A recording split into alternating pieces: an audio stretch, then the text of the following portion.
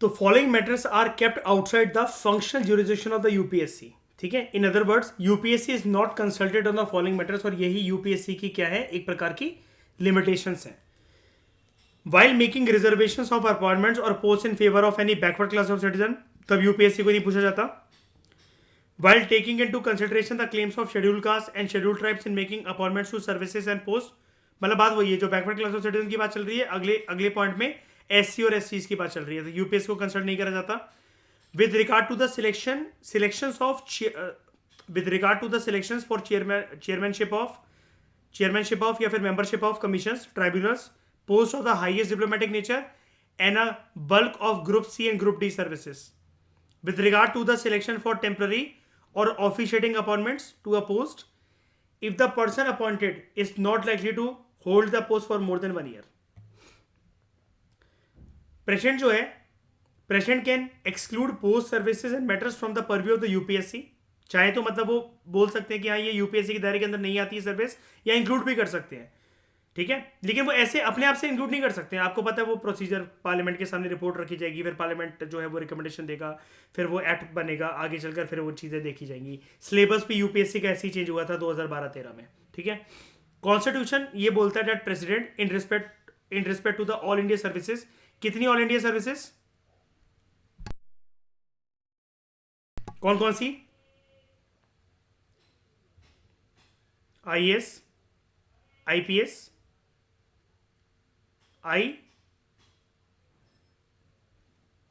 Forest services, foreign नहीं है इसके अंदर. ठीक है, एंड पोस्ट में all India services and central services, and post में मेक रेगुलर. सेंट्रल सर्विसेज कैसी होती है, जैसे ये है फॉरेन सर्विस. ठीक है, एंड पोस्ट में make regulation specifying the matters in which it shall not be necessary for UPSC to be consulted, but all such regulations made by the president shall be laid before each house of the parliament for at least 14 days. The parliament can amend or repeal them. President को बनाई सारी की सारी report आपने देख लिया था, parliament के सामने रखनी पड़ेगी. ठीक है, तो सेम हम बात करते हैं एसपीएससी की लिमिटेशंस की. Following matters are kept outside the functional jurisdiction of SPSC. In other words, SPSC is not consulted on the following matters while making reservation of appointment or post in favor of any backward class of citizen, while taking into consideration the claims of SCs and STs in making appointments to services and post. Governor जो है, just like president, he can exclude post service and matters from the purview of the SPSC.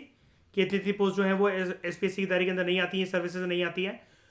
संविधान हमें ये बोलता है that governor in respect to the state services and post, he or she may make regulations specifying the matters in which it shall not be necessary for SPSC to be consulted, but all such regulations made by the government shall be laid before each house of the state legislature. अब वो depend करता है ना, each house तो उन्होंने बोल दिया, depend करता है कि ज्यादातर राज्य के अंदर कैसी व्यवस्था है, यूनिकैमरल है ना, सिर्फ वहां पर एक ही हाउस है. विधानसभा 14 दिनों के लिए ऐसा करना पड़ेगा, and the state legislature can amend और रिपेल देम.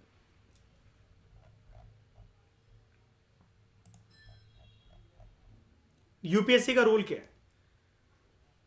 कॉन्स्टिट्यूशन ने यूपीएससी को एक कॉन्स्टिट्यूशनल बॉडी बनाया ये देखते हुए that it will be the watchdog of merit system in India.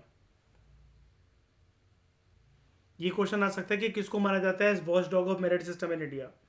किस चीज का merit? Best to best procedure से छने हुए लोग घुसे कहां पर? सिविल सर्विसेज में, राइट? इजी होता है क्या सिविल सर्वेंट बनना?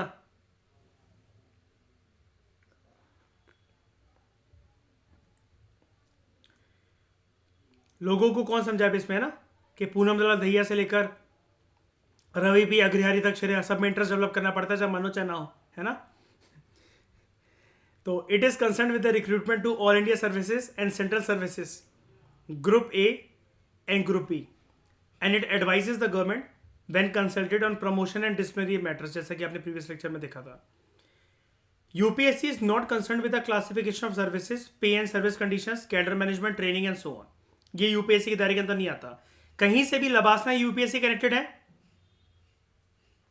कंसोलिडेटेड फंड ऑफ इंडिया ये यूपीएससी कनेक्टेड है? नहीं. आपको जो अपॉइंटमेंट लेटर आता है कि आप अपॉइंट हो गए हो इससे सर्विस के लिए, वो किसका आता है? सरकार की तरफ से तो आता है, लेकिन किसका आता है? नहीं, अब वो ठीक है, लेकिन किसका आता है? पर्सन कौन साइन करके देता है? President. These matters are handled by Department of Personnel and Training, one of the three departments of Ministry of Personnel, Public Grievances and Pensions. 1985 में a new full-fledged Ministry of Personnel, Public Grievances and Pensions was created with three separate departments. These are Department of Personnel and Training, Department of Administrative Reforms and Public Grievances, and Department of Pensions and Pensioners Welfare. ठीक है. Therefore UPSC ये जो है, it is only a central recruiting agency, while the Department of Personnel Training it is a central personnel agency in India. UPSC का role जो है वो limited नहीं है, but also recommendations made by it are only of advisory nature and hence not binding on the government. अब ये union government के ऊपर होता है to accept or reject that advice. The only safeguard is the answerability of the government to the parliament for departing from the recommendation of the commission. हमने अभी पढ़ा था ना लास्ट लेक्चर में कि लोकसभा राज्यसभा को एक्सप्लेनेशन देनी पड़ती है कि यूपीएससी ने जो रिकमेंडेशन दी थी उन्होंने क्यों नहीं मानी. Further the government can also make rules which regulate the scope of the advisory function of the UPSC. और यहाँ 6 पॉइंट को हम देखते हैं. Such rules are known as UPSC regulations. Exemption from consultation. जब से CVC आया 1964 में central vigilance commission, the emergence of CVC in 1964 it affected the role of UPSC in disciplinary matters. It is because both are consulted by the government while taking disciplinary action against the civil servant. आपको पता ना आपके ऊपर कभी कभार vigilance जांच होती है, उसके बाद एक्शन लिया जाता है आपके ऊपर. आपने कब क्या कहां कैसे किस घटना को अंजाम दिया. आपने अक्सर एक लाइन सुनी है पुलिस वालों के केस में, हर गोली का हिसाब देना पड़ता है पुलिस वालों को. ये पता कौन लगाता है कि गोली उनकी साइड से चली, उनकी बंदूक से चली? ये विजिलेंस कमीशन होती है. विजिलेंस कमीशन कोई एक नई चीज नहीं है, ये तो central vigilance commission government body है. विजिलेंस डिपार्टमेंट तो श्रेय प्राइवेट ऑफिसर्स में भी होता है, आपके डिपार्टमेंट में भी होगा. जांच करी जाती होगी किसी ना किसी चीज की, है ना. और जड़ की किसी भी बात की जड़ तक जाया जाता होगा ये देखने के लिए क्या गलती हुई है किससे. The problem arises when the two bodies tender conflicting advice. CBC कुछ और बोल रहा है, यूपीएससी कुछ और बोल रहा है. How the UPSC being an independent constitutional body has an edge over the CBC which is created by an executive resolution of the government of India and conferred a statutory status in October 2003. जबकि UPSC के पास कैसा status है? Constitutional body का. तो ये question ये statement आ सकती है, यूपीएससी का क्या ज्यादा एज है क्या सीबीसी का while tendering advice to the government? नहीं है. It has an edge over the CBC. ठीक है, क्या नहीं है. ठीक है, तो यूपीएससी वाला चैप्टर हमारा कंप्लीट हुआ, लेकिन एसपीएससी को देखते हैं थोड़ा सा और. कॉन्स्टिट्यूशन जो है it visualises state public service commission. It is a watchdog of merit system in the state. Same वही चीज है जो यूपीएससी में भी हमने पढ़ी. It is concern with the recruitment to the state services. Government को एडवाइस करना जब गवर्नमेंट उसको कंसल्ट करे on the promotion disciplinary matters. It is not concern with the classification of services, pay and service conditions, cadre management, training and so on. ये जो matters हैं these are handled by the department of personnel या फिर general administration department. State level पर होता है general administration department. Therefore SPSC is only a central recruiting agency in the state, while department of personnel और general administration department ये central personnel agency है state के अंदर.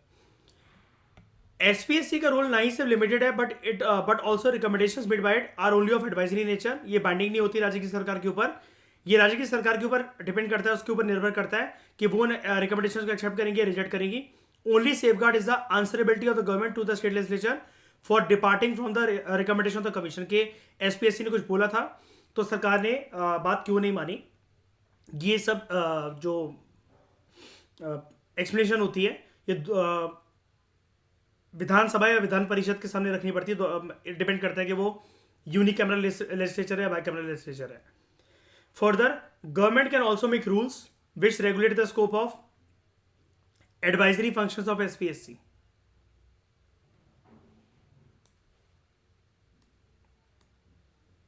And such rules are known as SPSC regulations, exemption from consultation regulations.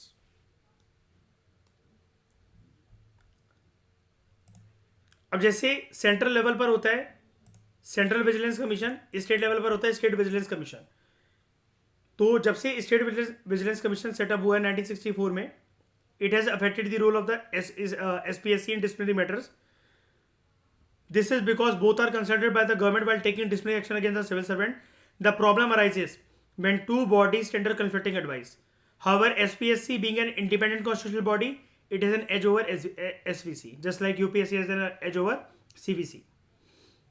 तो finally state public service commission को consult करा जाता है राज्यपाल के द्वारा while framing rules for appointment to judicial service of the state other than the post of the district judges. In this regard, concerned state high court is also consulted. ये एक additional point है यहाँ पर, ठीक है। UPSC के case में ऐसा हाई कोर्ट या सुप्रीम कोर्ट के केस में ऐसा कुछ भी नहीं होता। फिर हम बात करते हैं joint state public service commission की। संविधान जो है इसने एक प्रोविजन बना रखी है for the establishment of joint state public service commission for 2 और मोर स्टेट्स। यूपीएससी और जो एसपीएससी है, हालांकि they are created directly by the constitution.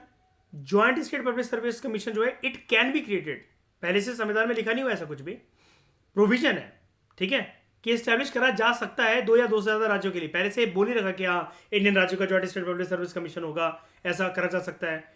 तो joint state public service commission can be created by an act of parliament on the request of the state legislature concern. Thus, a joint state public service commission is a statutory and not a constitutional body. The 2 states of Punjab and Haryana had a joint state public service commission for short period after the creation of Haryana out of Punjab in 1966. जो chairman है और जो members होते हैं joint state public service commission के, इनकी appointment करी जाती है राष्ट्रपति के द्वारा। They hold office for a term of 6 years और until they attain the age of 62 years, whichever is earlier. तो they can be suspended or removed by the president. They can also resign from their offices at any time by submitting their resignation letter to the president. जो members होते हैं GSPC के, कितने numbers होंगे उनके, कितने members होंगे और उनकी सर्विस कंडीशंस क्या होंगी, ये भी प्रेसिडेंट डिटरमाइन करते हैं। Joint state public service commission जिस भी 3 स्टेट्स का गठन करके वहां पर जो ये बनाई जाती है, ये अपनी एनुअल परफॉर्मेंस रिपोर्ट देती है to each of the concerned state governors. Each governor places the report before the state legislature. Each governor क्यों बोला जा रहा है यहाँ पर, 2 या 2 से ज्यादा राज्य की जो है उसके सहमति से क्रिएट करेगी ना ये। तो हर एक राज्य का जो भी कंसर्न स्टेक होल्डर जो स्टेट है वहां का जो राज्यपाल होगा, ही और she places the report before state legislature. क्या हो गया, गवर्नर, ठीक है। UPSC can also serve the needs of the state on the request of the state governor and with the approval of the president. तो as provided by the government of India 1919, A Central Public Service Commission was set up in 1926. याद है सारी बातें, अभी हमने खत्म करा था स्टडी IQ वैल्यूज चैप्टर को, है ना। And interested with the task of recruiting civil servants. Government of India 1935, it provided for the establishment of not only Federal Public Service Commission but also Provincial Public Service Commission and a Joint Public Service Commission for 2 or more states.